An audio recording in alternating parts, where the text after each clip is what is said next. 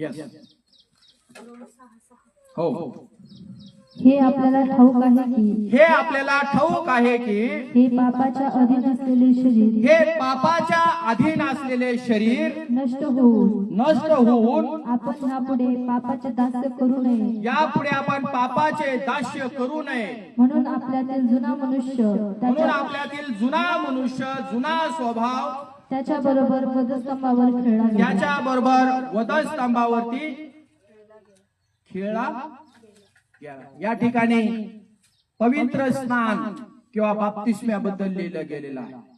तुमचा आणि माझा आत्मा ज्यावेळेस तुम्ही आणि मी पवित्र स्नान करतो किंवा दुसऱ्या भाषेत बाप्तिस्मा घेतो. बाप्तिस्मा म्हणजे तुम्ही आणि मी ख्रिस्ता बरोबर जीवन जगण्याचा निर्णय घेतो. जसा ख्रिस्त जीवन जगला पित्याच्या गौरवासाठी, बापाच्या गौरवासाठी, तसंच आता मी पवित्र स्नान करत आहे तर मी धार्मिक होत आहे. मी देवाच्या इच्छेप्रमाणे, देवाच्या आज्ञानुसार इथून पुढे जीवन जगण्यास मी तयार आहे. मग माझ्या जीवनात दुःख येऊ द्या, त्रास येऊ द्या, व्याधी येऊ द्या, काही पण येऊ द्या, मला देवाबरोबर जगायचं आहे, देवाबरोबर मला राहायचं आहे. जर तुम्ही आणि या ठिकाणी काय लिहिलं आहे, आमचा पापी स्वभाव कशाबरोबर लिहिला आहे? पाण्यावर.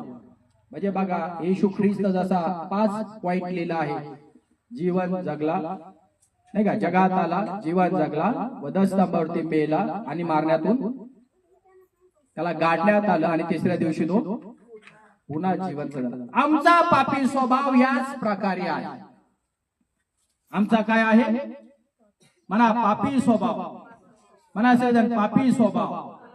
आमचा पापी स्वभाव तुम्ही आणि मी आपल्या बुद्धीने, शक्तीने, पैशाने काढू शकणार नाही. आमच्या पापी स्वभावाला बदलण्यासाठी आम्हाला मृतातून जिवंत झालेल्या प्रभू येशू ख्रिस्ताची गरज आहे. बघा, आणि म्हणून देवाच्या वचनामध्ये या ठिकाणी आपल्याला बघायला मिळतं की परमेश्वर या ठिकाणी तुम्हाला आणि मला सांगत आहे, ख्रिस्ताचा स्वभाव आणि ख्रिस्ताचा गुण किंवा गुण आमच्या जीवनामध्ये यावा, यासाठी तुम्हाला आणि मला पापी स्वभावाला मारलं पाहिजे. म्हणजे आम्ही काय करतो, ज्यावेळेस एखाद्याला बुडून पवित्र स्नान केलं जातो त्याला आम्ही आठवण करून देतो. ही आठवण काय आली की जसा ख्रिस्त पुरला, काय येशू ख्रिस्त काय झाला? पुरला. माहिती ना सगळ्यांना? येशू ख्रिस्त पुरला. तसं पाणी हे शुद्धतेचं दर्शक आहे. कसं आहे? पाणी हे शुद्धते